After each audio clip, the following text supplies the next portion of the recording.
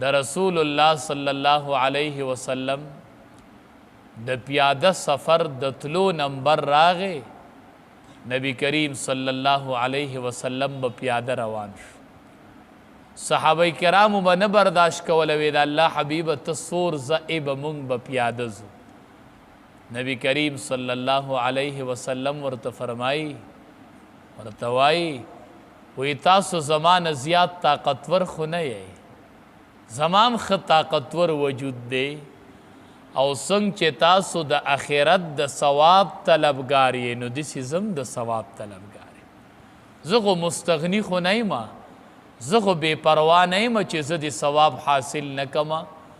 څنګه چې ستاسو حاجت دی نو داسې زمام حاجت دی او تاسو زمانه څه قوي خو نه یې طاقتور نه یې نو چې تاسو پیاده ځئ نو زه به خپل نمبر کې لازمي پیاده ځم خپل نمبر کې به پیاده روان دی کې نبی کریم صلی الله علیه وسلم یو صحابي نیم الیږل وی مخې ته معلومات وکړئ چې قافله څه شوله نبی کریم صلی الله علیه وسلم له رب العالمین ډیر مهارت ورکړی یوازې دا نه چې په مسجد نبوي کې به په مصلی باندې امام و په مسجد نبوي کې به په مصلی باندې امام و او چې کله به د جنگ مقراله نو په میدان جنگ کې به هم سپی سالار جرنیل بو د ټولو صحابو د فوج د دستې مشري به یې کوله سپه سالار حیثیت به ادا کو به په مصلی امامو به د مسجد نبوي نه د صحابه کرامو لښکرونو تشکیل کو د هغې به سپی سالار الله ډیر مهارت ورکړی و ډیره پویه یې ورکړې وه صحابه کرام یې ولیږل چې کله هغه رالله وی د الله حبیبه واقعه بدل شوله هغه قافله زمونږ نه خبر شوې وه ناغي خو په سیډه اوښتې دي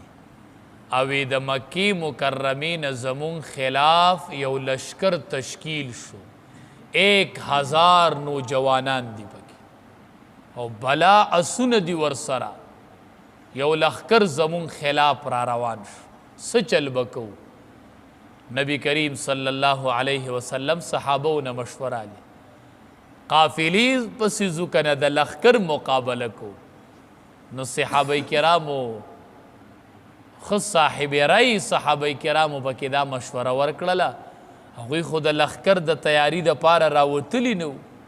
وی زمونږ دومره طاقت نشته دی او دا مقابله به مونږ ته ګرانه پرېوځي او د نبی کریم صلی الله علیه وسلم اراده دا وه چې د دښ کې لښکر مقابله وکړو الله به مونږ له فتح راکوي چې صحابه کرام پوه شول ابوبکر صدیق عمر فاروق رضی الله عنهما ټول پاسېدل وی د الله حبیبه چې ته څه وایې زمونږ پې آمنا وسلمنا ستا په شا به ولاړ یو تا سره به روان نو په دغه ټیم کې بعضې صحابه کرامو رای دا ورکړې وه چې یاره د دې لښکر مقابله موږ نشو کولی نو رب العالمین دې آیات مبارکه کې اقا حالت را نقل کوي کما اخرجک ربک من بیتک لکه څرنګې چې راویستلو تا لره رب ستا